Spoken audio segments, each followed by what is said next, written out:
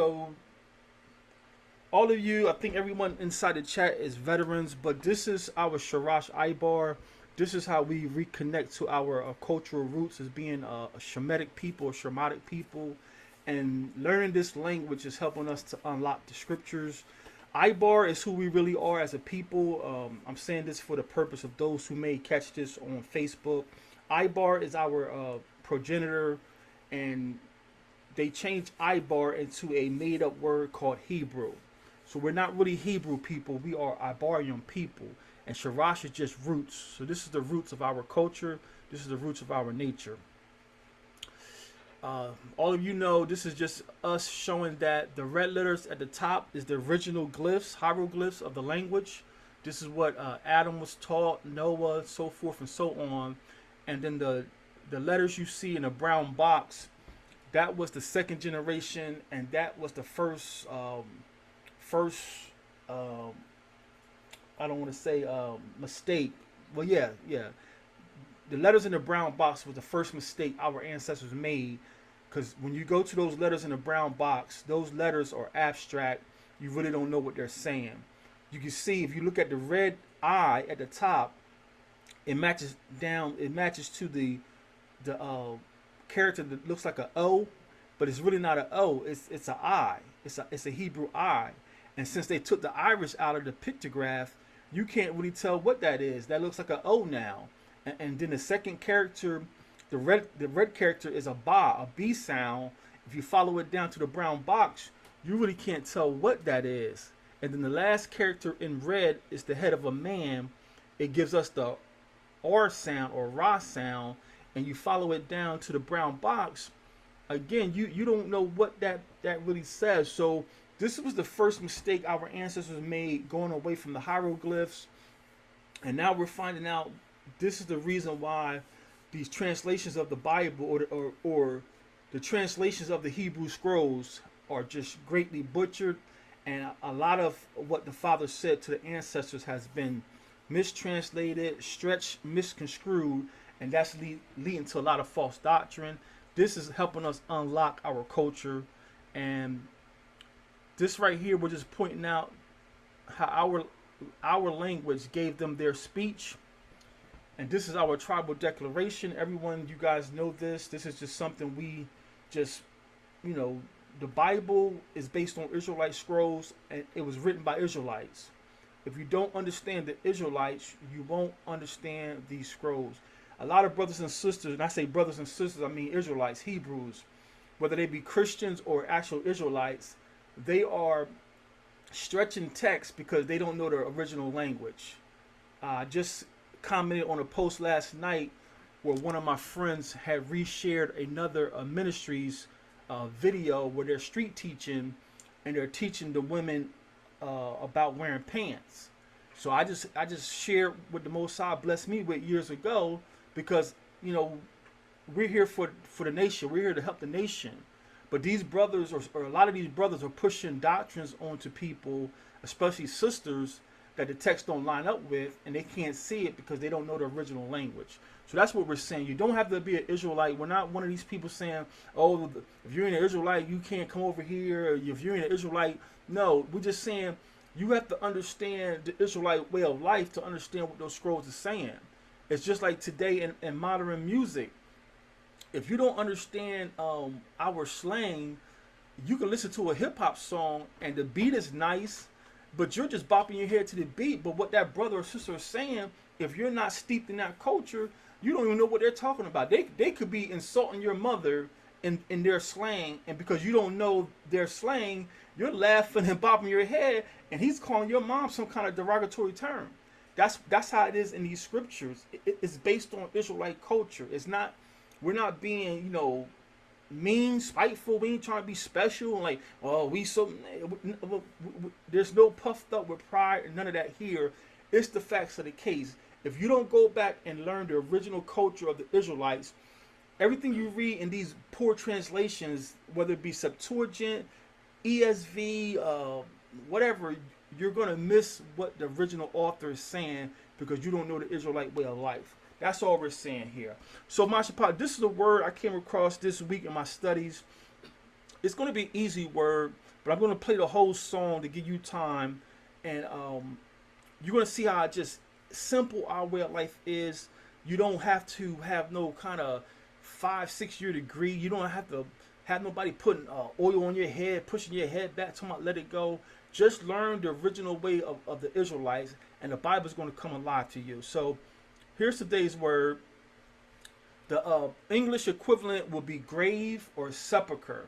So as you're breaking this word down, think why our ancestors would use these 3 letters to represent a grave or a sepulcher. The pagans would say grave or sepulcher. All right. So I'm gonna play this song while y'all do that.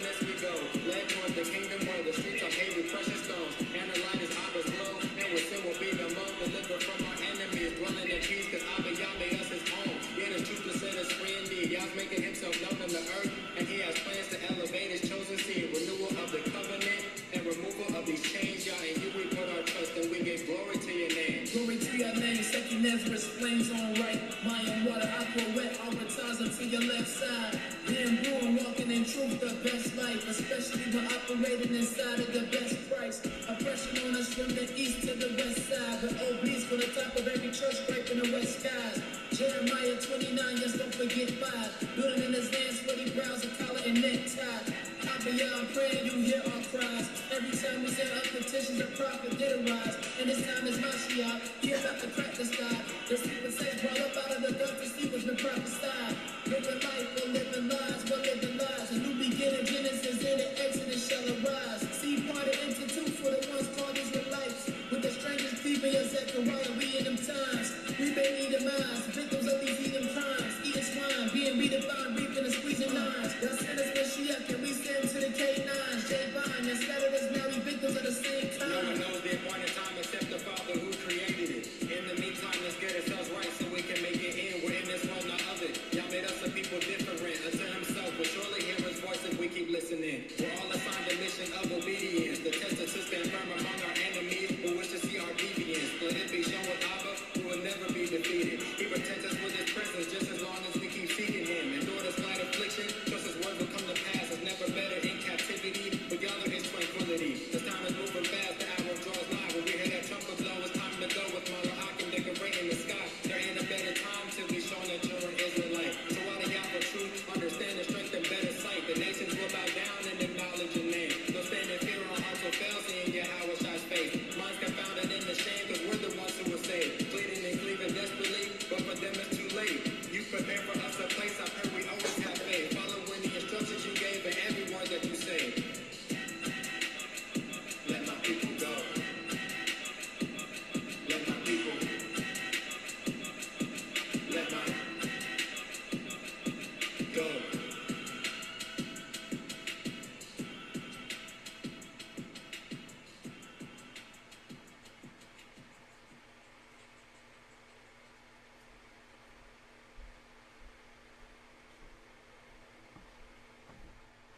All praises. That track is by Jashir and our brother Yadon. I love it. It's called "Let My People Go." Jashir published that on his catalog, and those boys, those young brothers, are growing leaps and bounds. Uh, Anybody want to share what they came up with this for this these 3 glyphs? The pagans say grave. Yeah, I don't mind. Um, so I was saying a couple things to be honest, but I thought about the question you asked, like why would they use these as signification for the grave? So one I was thinking of dying to your flesh, and that I thought of that because I saw that qua, and the qua can stand for immersion. You know what I'm saying? So when you get baptized, I think that's signification of the old man dying and the spirit arising in you. Also, I can see how it could be talking about the dry bones rising from the dead again. The Most High, the chief will rise up the house. That's why you got the ba.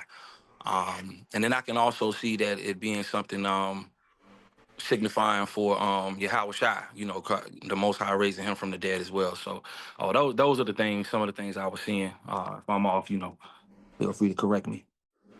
No, you spot on the way you processing that. These glyphs come with different connotations, and the way you process that is definitely within the culture, within the context. The water for sharing that. Anybody else want to share? I saw one going backwards. I saw like the man inside the ground. So that would make sense why it would be a grave. But that's what, because like the sun or the qua represents, like, the sun rises and it goes down, the ba being inside, and then the head of a man representing the man. So that's where I came up with like man inside the ground. Also, man housed in between, because you're asleep, but you're in between, like you're not on the earth, and we know no one is in heaven. So that's what it just made me think of, man housed in between. Uh Something too, I couldn't, when Zamaria started talking, I started thinking about like a light going out, but I didn't have time to like say it how I want to say it, but I just thought about a light going out as well. Yeah, Khan. Absolutely, absolutely. Anybody else? Anybody else? So yeah, this is the word for us. We would say that first glyph, and everybody who's still learning, we start on the right side of the page. So that first glyph you see is the sun going down or rising up, depending on the context of the word. So that first letter is our qua sound.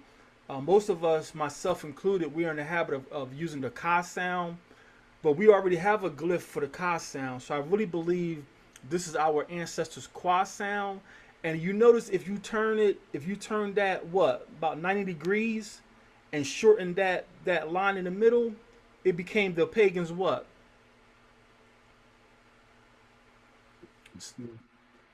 Q. Q. Q. So if you turn our quad glyph 90 degrees and shorten that stem, you can see the pagans got their Q sound. So that's why I really believe it's a quad sound. But over the years, it's hard for me to correct, the bad habits. I've been in the habit of pronouncing that as a ka sound, but I believe it's a qua sound. And then the letter in the middle is a picture of a house, and it's our ba sound. And then the last glyph is the head of a man. It's the ra sound.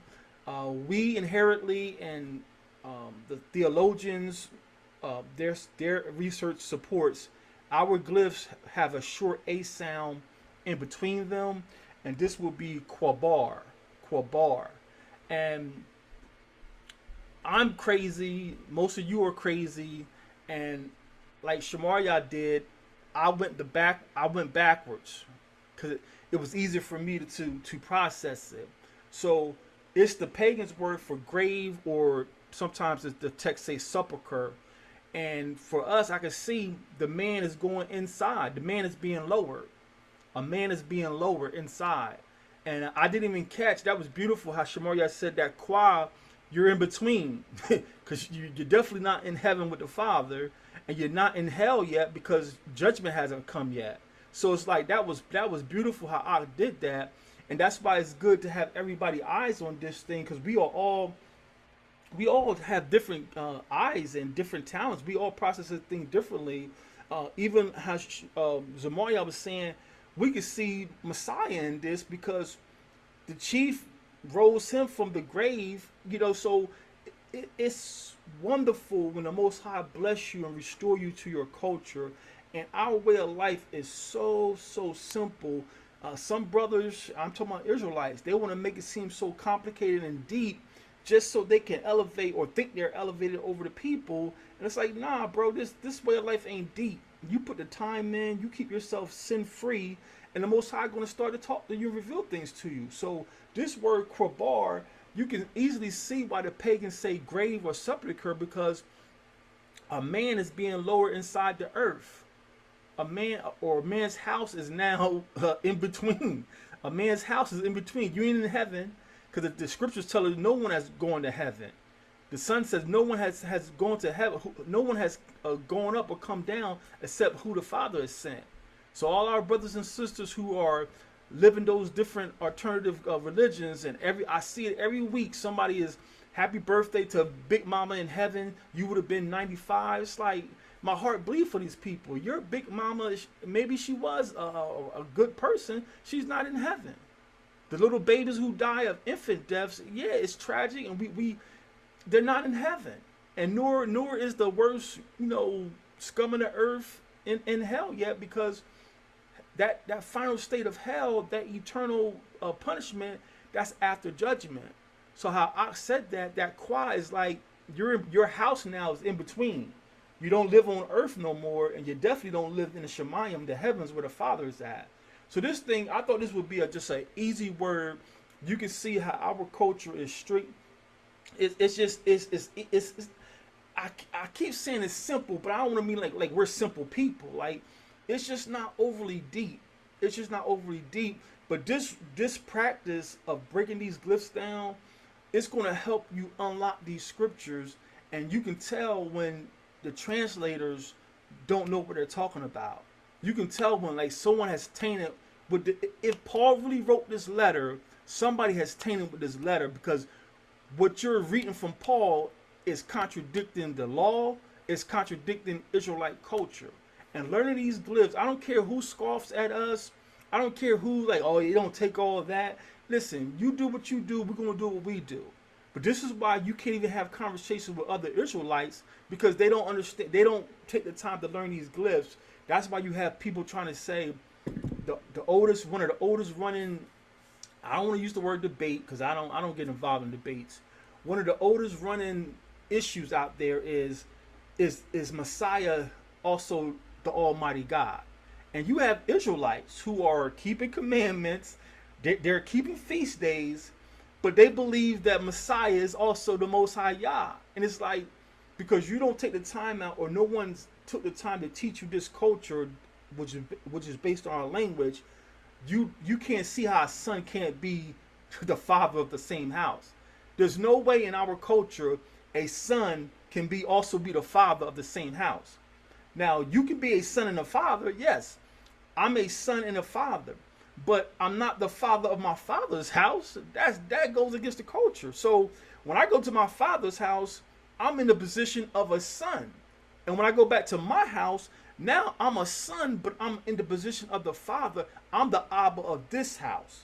But there's no way I'm going to go cross town to my father's house and tell my father I'm the father here too. I want to be kind, because we're live on Facebook, but it's idiocy. I mean, listen, it is what it is. There's no way a son could be the father of his father's house. And because you don't know the culture, you're out here trying to pull all these scriptures and trying to exegete, draw out a conclusion that the text and the culture don't agree with. So that's our word today, Qabar. It means grave, and you can see, once you learn what these letters mean, you can see why the pagans would use it for the word grave. Any comments or questions before we move on? And so this is the way I broke it down. Lower inside man. So again, as Shamaria did, if you go backwards, a man inside being lower, and we're lower inside the earth. Or if your family had wealth, your family, like Abraham bought the caves for his family before he died. So you're being lower inside. Qabar. Any other comments or questions about Qabar?